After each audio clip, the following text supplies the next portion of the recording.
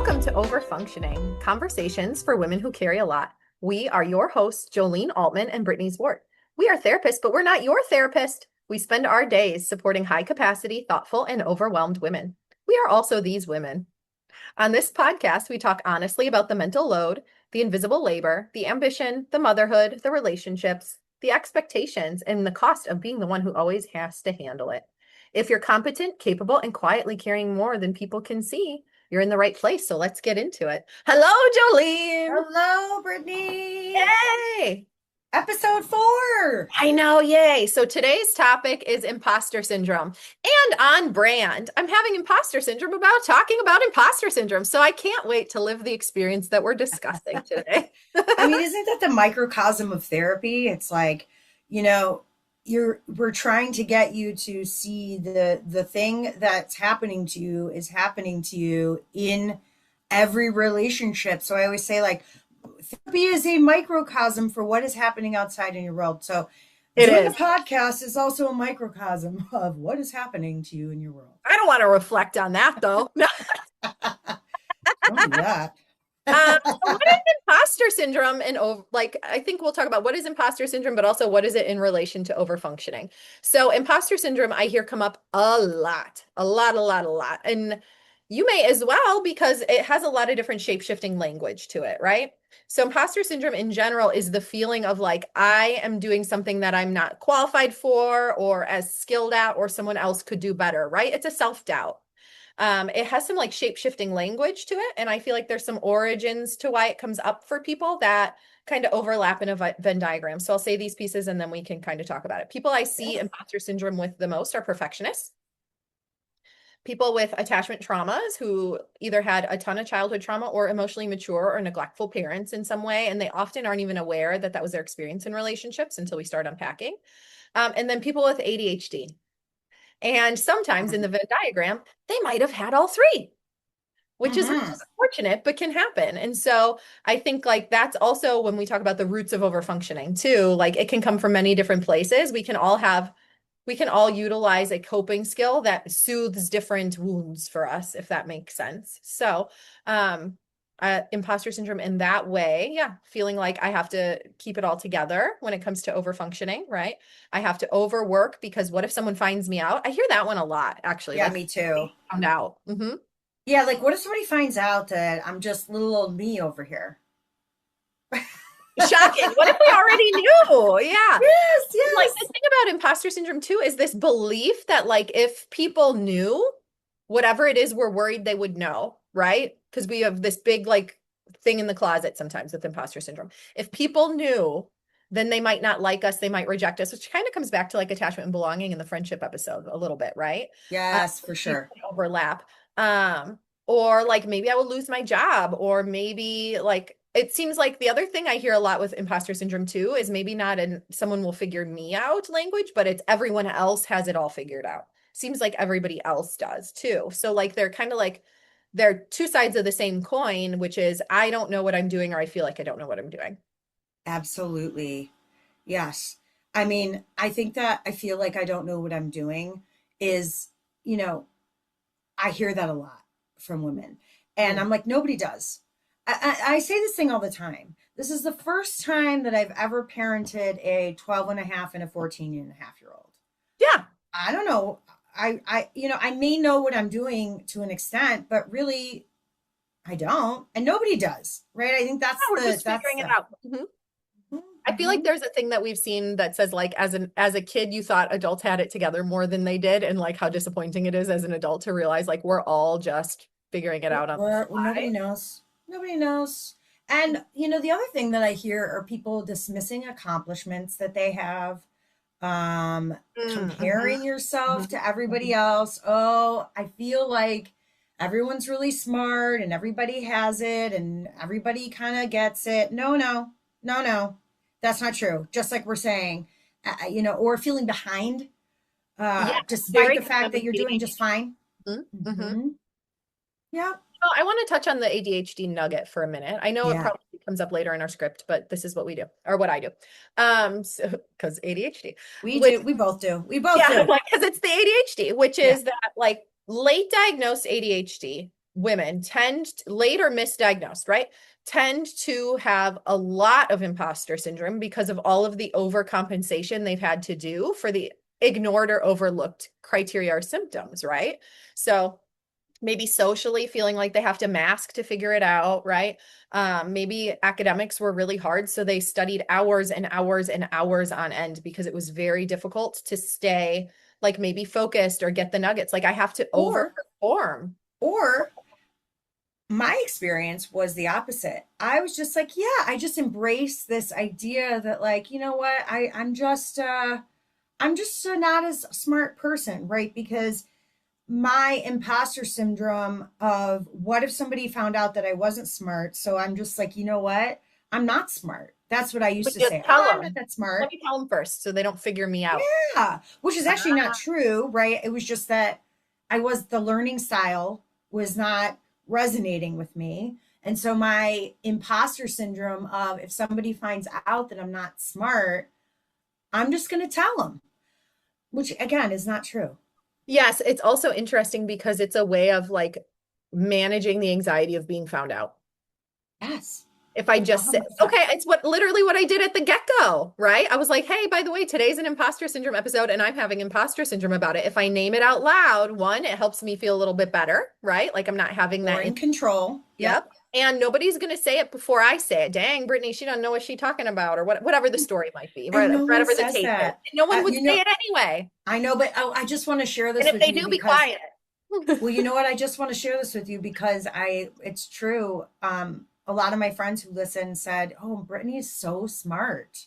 Aw, that's very sweet. Imposter Yeah. syndrome fed further. Uh-oh. Yes. Right. Oh, Uh-oh. Now they think I'm smart. Uh-oh. oh shit, raising the expectation, right? But what I am doing literally right now, everybody, is narrating out loud what the inner dialogue sounds like for a person who might be a people pleaser, who might have imposter syndrome, who might have late diagnosed ADHD, about how the inner critic can shape shift to always be discounting or discrediting the achievements, the efforts, the knowledge is like, sure, you think that, but, right? What if you knew XYZ, right? And I think a lot of us, not just ADHDers and not just perfectionists, but I think a lot of us have that anyway.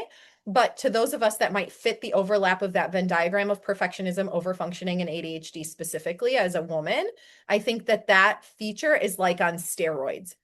Yes, it totally is that like fear of criticism, fear of disappointing others. Yeah. There's so much tangled up into that, Yeah. and we're often preoccupied with that internally, Yeah. which is really unpleasant. And I think that's what you and I see in the clients that we see a Yeah. lot is that internal conflict, and people are like, I don't know what's going on.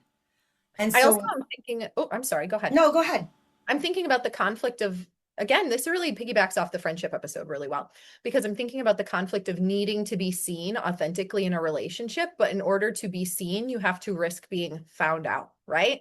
Whatever it is that you think people may judge or criticize you for, and how imposter syndrome, in theory, works to keep you more isolated, works to keep you more like once you say those shame thoughts out loud, the energy behind it really dissipates, right? Once you say those critical thoughts out loud to another person, it really dissipates. But that fear that there still could not be an attunement, or there could still be a rejection because other people don't think like this, other people don't that, or if someone knew this about me, how would they feel? It really keeps you back in the shame corner of like, I can't tell others and I can't expose this other part of myself.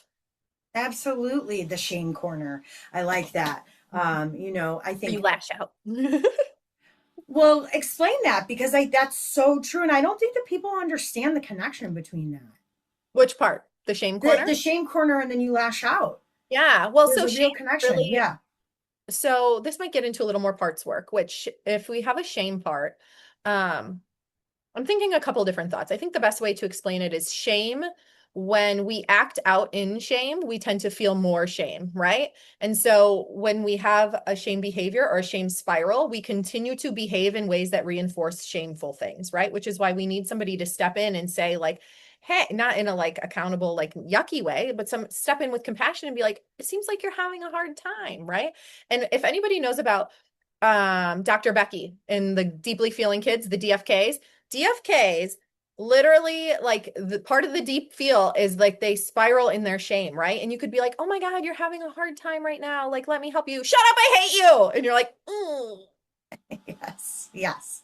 that wasn't the angle I was going for. And neither was it what they were going for either, right? But like when we are in shame, we tend to behave in ways that are more shame-filled or what is the language? Like, Don't see me right now. You're seeing me. yeah, You're seeing yes, me. I don't yes. like it. Yes, they Yes. create more disproportionately large shame experiences, which again, shame pushes people away too, right? Like shame is I am bad, not I did a bad thing, which is guilt, which is more borrowing from Brene Brown, history and language.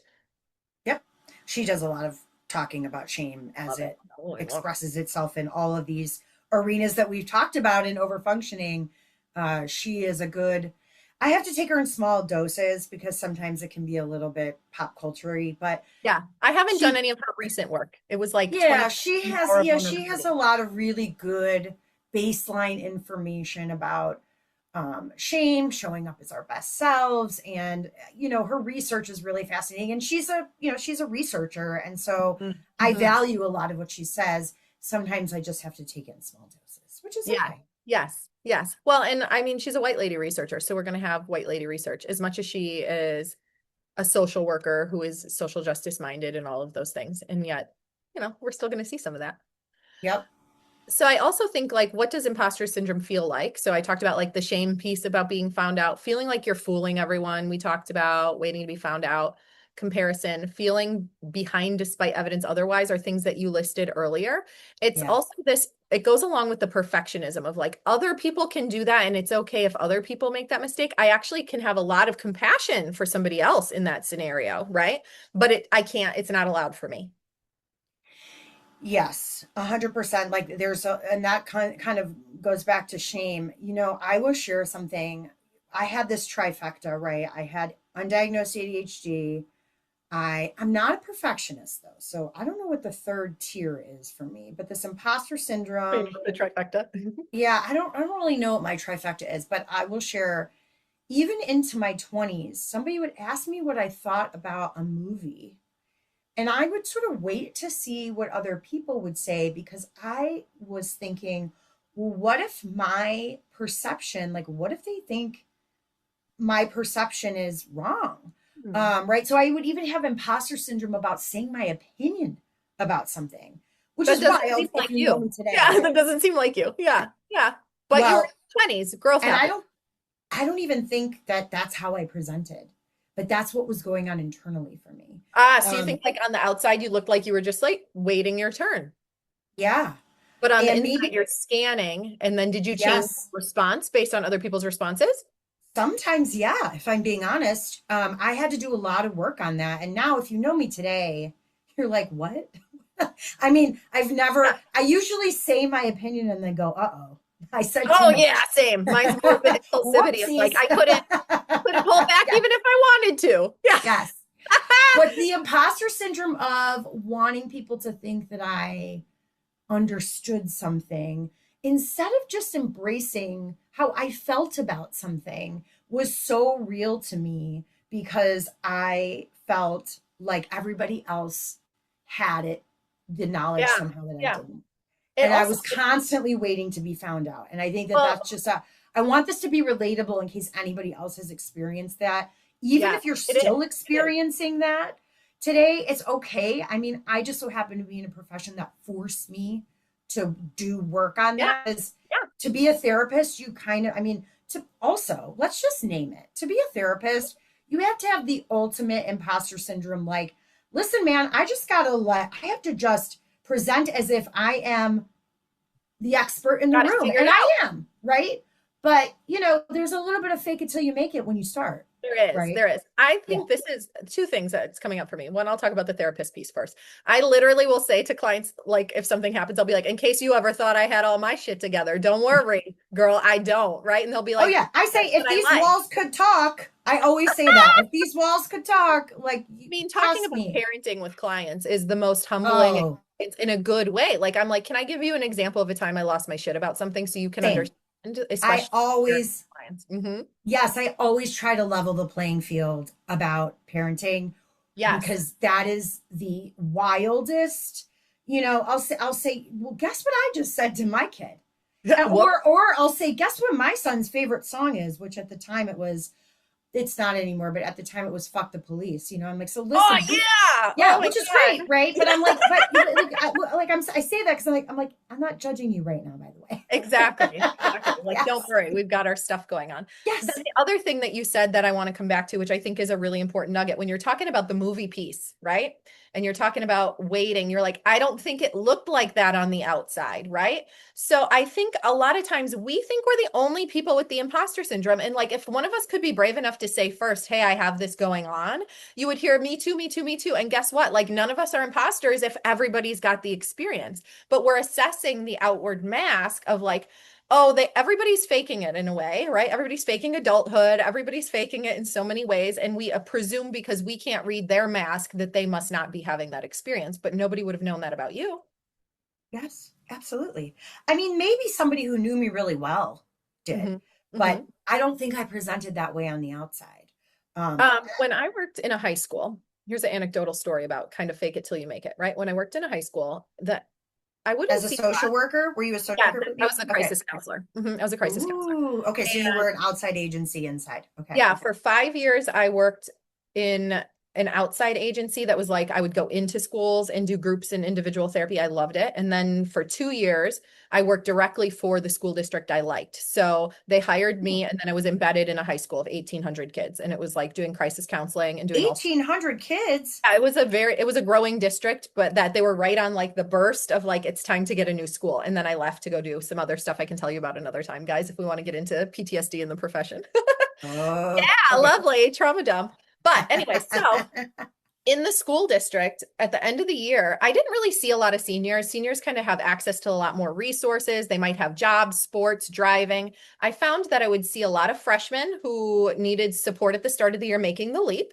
And then I would see a lot of sophomores. Once somebody is like right on the cusp of like getting a job or driving or being able to get out of their home that causes them a lot of stress, we see like the tension build, right? And so once 16 happened, I saw a lot less of them. But then at the end, the last quarter of the school year, I would see tons of seniors, and they would be getting met with in my office because my office would be in like the guidance office, right? In the counseling department. So they would come in, they'd see their counselors, they'd be talking about their plans, all the things. And the people I would see that were seniors were not the people that you might expect. It would not be kids who were not knowing what their plan was next because they're not going to college at all. It's kids who want to go to college and they've got imposter syndrome because everybody has it figured out but me. And now I'm in crisis because my friend is going to be pre-med and he's going to such and such. And so everybody's got these lofty majors and I don't know what I want to do, or I'm telling people I want to do XYZ, but I don't really know if I mean it. And I was like, this is such an interesting trend over 7 years that I noticed that I was like, no, this is very specific. Like these kids have felt like they've been faking it this whole time, and now they're at the cusp of being found out, or they have this internalized shame that everyone has it figured out but me. And I would be like, I'm sure your friend so and so, I don't know them. They're lovely. I'm sure he really does think he's going to be pre med. I'm sure he Yeah. really does think so. Everybody, I said, but they don't know either. People are just saying that because they are told they have to say something. I'm like, Yeah. not, you think that everybody has it figured out, but I think a lot of your peers feel exactly the same way you do. And they have to put an answer down or their family isn't letting them not know. And so they make the lofty declaration. And then you go off to school and you start in your major and you realize you actually hate anatomy and it's gross, or math is really hard, and then you become an HR professional or a business major, Oh, and it becomes something that's more like practical and applicable and generalizable, right? And they'll be like, really? Is that really what happens? I'm like, 100%. You just need to, like, you can be undeclared or undecided. You don't have to know. You just need to know if that's the next direction you want to go, right? And it was just this absolutely overwhelming crisis in that last little bit because they were like, the pressure is on and people have answers and I don't. And I feel like, oh gosh, this is your first experience of what adulthood is going to feel like. Let's talk about that. Like this whole thing, like yes. there's no script. Yeah, that right, that everybody's got it figured out, and Yeah. no, no, the truth is that nobody does. And it's No, so and I would tell funny. them like it's good that you're questioning. It's reasonable to wonder like should I make this declaration? I'm like that critical thinking and reflection is a strength. Like do not let that be a thing that you think is bad about you. Like this is good. Yes, absolutely. Absolutely. It's so funny as you were saying that. This is sort of a side note. I was just thinking about how I went to a small liberal arts college, and I was like a sociology major with a concentration in social welfare and policy and a Yeah. women's and gender studies minor. It's like, what do Oh you my do with God, you make that? so much sense now. There's some little nuggets there that I'm like, that makes a lot of sense. Yeah. I hope in a good way. Yes, yes. Always. But I was like, what am I going to do with that? And having a lot of imposter syndrome of, oh my gosh, did I learn anything in college? Well, I learned insane amounts in college, but yeah, and then going and I worked at a domestic violence shelter right outside of college, and I was like 22, and I had imposter syndrome bad because I was Yeah. like, I mean, it's intense oh, work. what the heck I'm doing? I don't know anything about this. I don't know anything about this world. Um, yeah, that's just a little side note. I thought, ooh, yeah, I didn't That know what also I wanted makes to me think major about, in. yes, and that makes me think about like when the newest people to the profession in our profession, therapist clients and or not therapist clients, therapist listeners will know, the newest people to our profession do the grittiest work. Like how Yeah, we like really are, yeah, we just put them through the but ringer. Just put yeah. them I through mean, I used the to. ringer. Do you know about Cabrini Green, the housing? Yes. Okay, well, I used to do in-home therapy with foster kids, and I had kids in Cabrini Green. And I think about it now, and I'm like, what the hell was I doing? Like, Yeah, what that choice do we feels have? Yeah. nerve-wracking. Yeah, but also, I don't know. Yeah, I just sort of saw it as this is what I'm doing. I never Yes. once questioned it. Yes. I think that this is Ooh, a whole nother episode on how like yeah. graduate school and this type of social work like can brainwash you into being more willing to do at-risk things than is reasonable because it's just the way it is. And people like you and Yes. trust you so they won't hurt you. And it's like, dang, we did some high risk things. Again, if we were to go into our PTSD and social work story. I mean, there are so many stories. I mean, I know we it's can do a wild. group therapy Yeah. about it without Yeah, recording it. right. Guys, everyone. But I think that, one of the things that I see too is that people are constantly moving the goalpost of, Yes. once I reach a goal, then I got to get another one, or because what do I do now? I can't rest, right? Like this how Yeah. over functioning starts to intersect with imposter syndrome. Like, what if somebody knew that I didn't have another big goal? Or what Yeah. if I receive praise? Oh no, I can't accept praise because then am I going to be held to that expectation?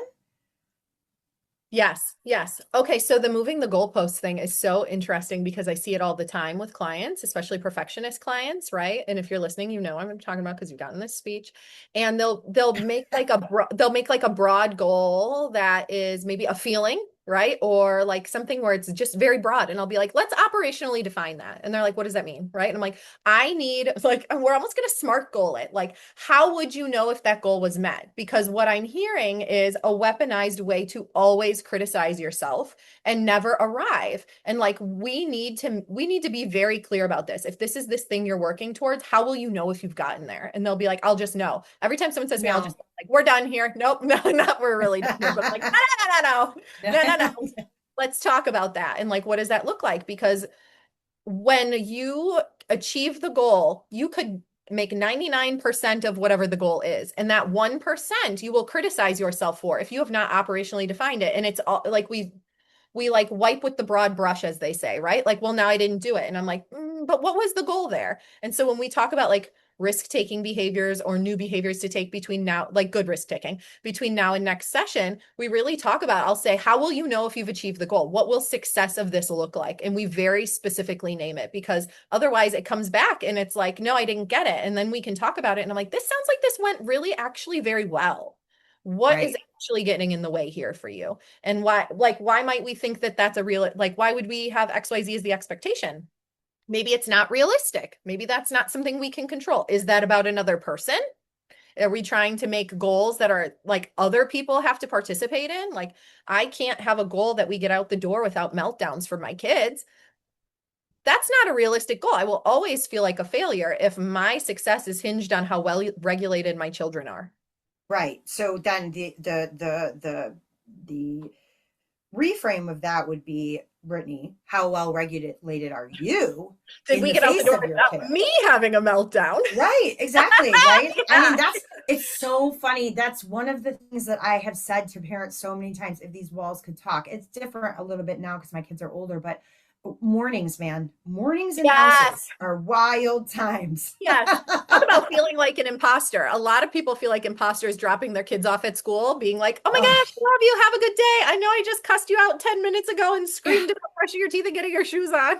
Yeah, I know I just had a nervous breakdown before 8 a.m., but off Have a we good go. day. Yeah. Yes, Yes, mornings are wild. I saw something one time that was like, you can either get to school on time or you can have a good morning. You can't have both. I mean, seriously, And I I'm know. like, I really, my kid was in preschool at the time, so I really internalized that preschool with a newborn. And I was like, okay, Oh, it's yeah. important to remember. It is important to remember.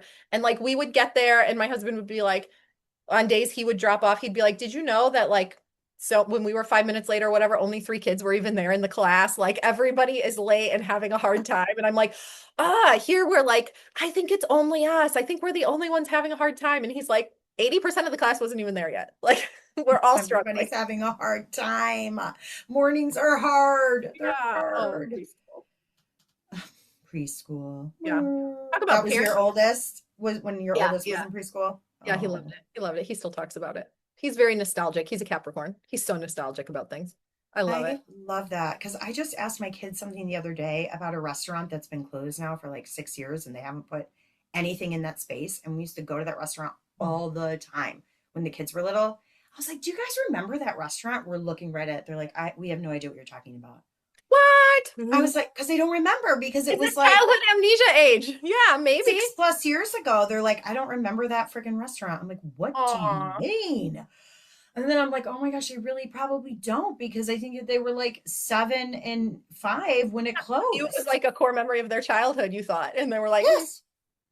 Also, literally, talk about that on imposter syndrome in parenting, right? Is like how we're like, am I creating a negative core memory for my kid right now? And then when they're older and you ask them about things in your, or even positive core memories, and you ask them and you realize, like, hmm, we had different perceptions of what was maybe difficult or even going very well, just That's because we have true. different experience. Although my daughter holds something, I won't share it, but holds something over me that I'm like, oh God, yeah, that was bad. She'll reference it a lot. I'm like, I'm so My sorry. God, let it, let me I know, go. Let I me be know, free. sorry. Yeah. So, Don't fly too that close can go to the both sun. She'll ways. remind you. Yeah. Yeah. For the rest of my life. Um, yeah, I What else think that about though, imposter syndrome, everyone? Right? seriously, I think it's the most relatable term that we use is imposter Yeah. syndrome because Yeah. everybody has it at times. And it And really if is you don't, self-doubt. Mhm. you might want to reflect on that a little bit if you've never had imposter syndrome. Well, what I'm super curious about, yes, first of all, but also I'm like, if you don't, do you maybe just not recognize it? Because it is a shapeshifter. That's true. That's true. It is That's a big great. shifter. Shape, whatever it was I just said.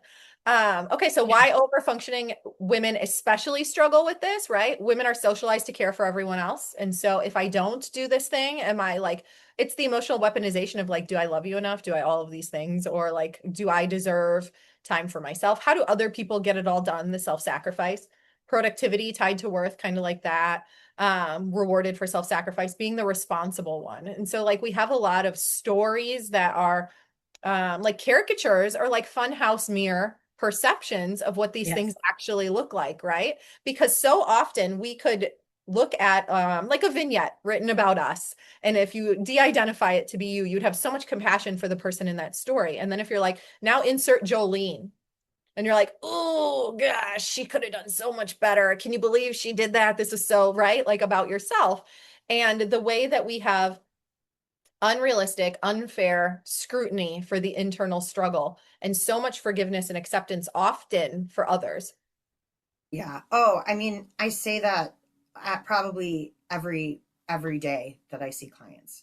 That is, would you say that to your child or your friend? No, you What wouldn't. if it's yes? Well, Talk about that. yes. Yes, I would. But usually, It should do well, like better you, too. usually if I say, would you say that to a friend? They say, what? Of course not. And I would say, right, well, why aren't you befriending yourself right now? Yeah, Um, being a good friend to yeah, yourself.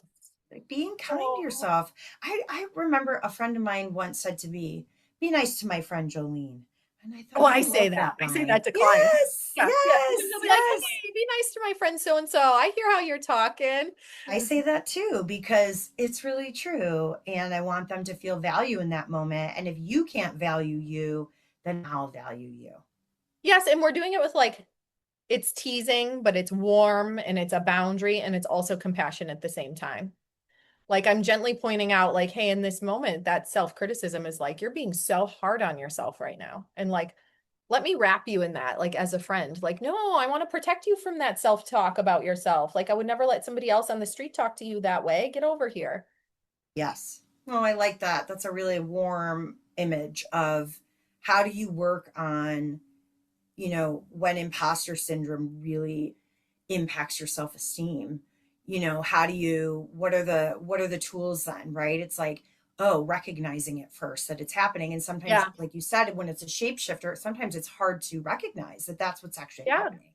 And it might have been installed, like some of this imposter syndrome self-criticism. This goes back to the childhood component is like, am I talking to myself how I was talked to? And so it Mm-hmm, becomes so automatic in my mm-hmm. system that even noticing, like some of my clients, the practice of noticing, they're like, I can't believe I'm 30 something years old. And I never really noticed the automatic criticism, the automatic thoughts, the automatic core beliefs and negative self-talk. But also to turn inward and notice can be very flooding. It can be very overwhelming at times. So it's like, let's notice. And also here's how we cope with like nervous system regulation at that same time.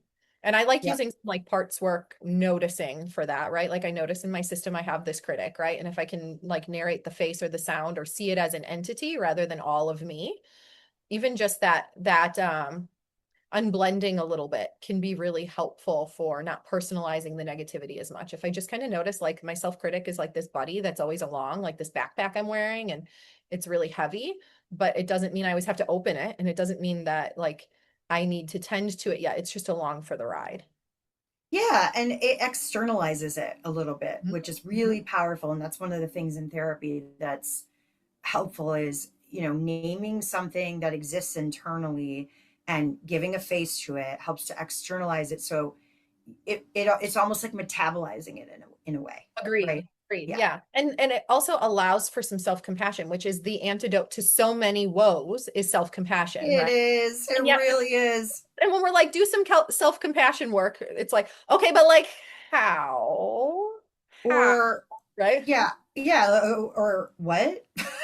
Yeah. What? I can't. So then I'll say to clients, if you can't hear you saying the nice thing, hear my voice saying the nice thing. And Yeah. that's where we'll start. Because Yeah. if you Or don't talk to believe like it, talk to a child who's struggling in that way, which I know yeah, because people if might you don't believe struggle with it, yeah, that. Yeah. I know people might poo-poo the inner child work. And like to that, I will say the poo-poo is a protective part for a reason, and you got some work to do on the poo-poo, right? yes, And like that like stiff upper lip bravado, that protective, like I can't do the self-compassion or the woo-woo because really there's so much pain back there and it's scary to access that because there's worry about being flooded, right? So those clients, we got to take like a very, very, very gentle approach, a very like reflective, almost a little more intellectualizing approach for some time before then like you dip in a little and you dip out, right? And so some of this work is work you can do on your own, and some of this work you need to buddy up with a therapist, right? You need the accountability of a person who is reflecting and noticing your thinking traps, right? Sometimes you can't notice your trap because you're in it and you fall in it. It's automatic, right? So us as your companion to also say, don't talk about my friend Jolene that way. Like, oh my goodness. yes. And they might be like, I talk to myself like that all the time. What's wrong with that? Ah, let's talk about that. Let's unpack. Like, how's that feel? And what would it be like if? And who talked to you that way? And do you talk to others? Right? You know, all the things everybody's probably heard in therapy. Yeah. So other things are just noticing when you're moving the goalpost, right? Hmm. Let your Hmm. accomplishments count, separate your worth from your productivity, allow for Oh man, that's a lot support, of work. Hmm. practice being imperfect. I mean, ouch, those are big ones, right? And so this Yeah. is where, yeah, Easier a said lot, than done. Hmm. yeah, those are, I mean, those are not like I say all those and I just listed it out, recognizing that's life work, right? I mean, this Yeah, is not something that you just go to 3 counseling sessions or you just listening to correct. our Yeah. podcast and you're like, oh, okay, I'm gonna go out and do it. No, no, we get how big and heavy that is. That's a Yes. lot. a lot of work. Some people like Kristen Neff's work, Oh, I N-E-F-F. love her. I think it's selfcompassion.org. And Yes, so when we're I talking love about her. self-compassion exercises, she's got things you can pay for on there, but there's free exercises as well. And so you can do that in conjunction with therapy. You can do that on your own. I know therapy can be hard to access as consistently as people would like. Not everybody can do it every week. And, the more work you do with your self-reflection and self-support, I like to call it, like journaling, coping skills, meditations, things like that. That's self-support, right? Like we're holding up the bottom, we're letting our nervous system decompress in between sessions too. Yeah, The more you can it's do like that. scaffolding. Yeah. Exactly, exactly. And so like there you can do all of that in conjunction. I think also like with friendships, like we had talked about in the last episode, if you are able to say to people, one of the things I notice I'm struggling with is, right? Like practicing just naming whatever one of your imposter thoughts is. They might be like, the people who can hold space for you. If they're dismissive or don't know, when someone doesn't know how to sit with your stuff, right? Like, that, you can read that. And so you give it a try. And if someone can't sit with that stuff, it doesn't mean, oh, there's something wrong with me. It might mean that could be one of their pain points too. And so, how do I hold space for someone with the same pain point? Maybe we're doing the same work, right? And so, being more curious about others rather than their response being feedback about me. Yeah, I like that. Not, that authentic, sort of vulnerable connection um, Yeah. is really meaningful and powerful and really hard. It's hard to say to somebody, hey, I'm doing this, and I know I'm doing this, and I'm sorry I'm doing this. Yes. Um, you know, Yeah, it takes a lot of energy and vulnerability. I talk about like being allergic to vulnerability sometimes in sessions. And I'm like, some of us are more allergic than others. So we need to so take, true. that's why I talked about like taking the time to like dip in and dip out, like nervous system regulation about it. And it can be Yeah, really beautiful to be able to hold space for those parts for yourself and come along on the progress of noticing the imposter syndrome. Like the goal isn't to make all of these things go away. It's to be able to know how to like navigate and manage and minimize the distress, right? Um, so like imposter thoughts might be there long yeah, term, but are yeah, they there all day, every day? Do they go away faster? Are they less disruptive? Like those are good markers of progress. for sure. And maybe asking yourself some questions like, who would you be if you stopped trying to prove yourself all the time? Oof. Ugh, it's a big That's one, a good right? journaling one. Do that in It's a big therapy. one. Where I mean, and might be different every week. Your answer might be different every Yeah. week. Yeah. Where It's a are good you one. still trying to prove yourself? Yeah. And Maybe and why and for who. yeah, and I find a lot of adults will say, "Well, I'm still trying to prove myself to my parents, even though I'm, I have however a book old." about that. I know that's such a good book. Someday Such a we'll talk about adult children yes. of emotionally mature parents. Today's two resources, Kristen Neff and Lindsay Gibson. Mhm. Yes. And you can, the thinking about like you can be highly capable and still struggle, like you're saying, with self doubt. You can Absolutely. be successful and still need support. And you can be the person everyone relies on. Like you don't have to not be that high functioning person, but you still deserve care for yourself. So working on all those things, that's that scaffolding. Yes. I also think like this piece, everybody, some of this is normative. Some of this is like Yes. an appropriate protective amount of curiosity about yourself. And so we want to make that more proportional so that it's more functional, not so. Absolutely. Absolutely. I Oh like man, that. imposter syndrome, guys. How did it go? I think we got it. I I think think we we know, nailed I it. think we know imposter syndrome well. I think we do too. And I think that I like the last thing you just said that, like, listen, don't the alarm bell shouldn't be going off if you were nodding your head. That's actually a really Correct. good sign that you're trying to have insight about how that lives inside of you, what it used to look like, what it might look like today. Yeah. That's Yeah. okay. That's okay. Self-reflection is good. We don't want to Yes. self-criticize all the time, but we do want to self-reflect. 100%. Well, thank you so Okay. much for listening to Overfunctioning. If you like what you heard today, please like, subscribe, and share with a friend. Since this isn't therapy, if you want Jolene or Brittany to be your therapist and you live in Missouri or Illinois, you can go to my website at jolenealtmanlcsw.com or, www.brittany'swork.com. and remember, you don't have to carry it all alone. Take care.